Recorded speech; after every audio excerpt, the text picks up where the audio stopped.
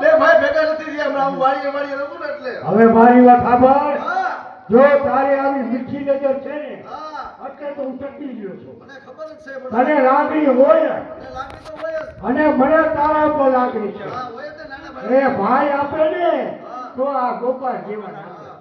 પણ ભાઈ ગોપાલ આજ મને સમજાતું નથી કે વાડીએથી ઘરે કેમ આવ્યો. મોટા ભાઈ હું તમને કહેતો હતો હા મને પૈડાઓમાં એવું તો જોઈએ તને. આ પૈડાઓ મારા પરણા મું હારા આવ્યા હા હું વાતો પડ્યો પણ હવે મારે તમારે ભેગું હવે રહેવું નથી મારે નોખું થઈ જવું છે એ ભાઈ ગોપાલ હા.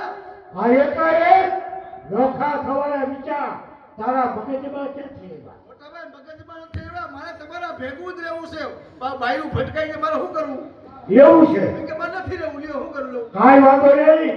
દવા પી જાય લ્યો શું કરું ના એ આપણે કાંઈ કરવું નથી. મને દબાવે છે લ્યો કારણ કે તારા દુઃખને હું સમજી ગયો. હા કાંઈ વાંધો નહીં. મને બળતરા બોલાવો બીજું કાંઈ નથી સમજી ગયો ભાઈ બાપા. હા મેં વાત સાંભળી છે આપણા વઢવાણની અંદર હા અરે પટેલના બાળો ઈ આવ્યા છે એને ડેરીએ બોલાવ એની હાજરીમાં બે પહેલો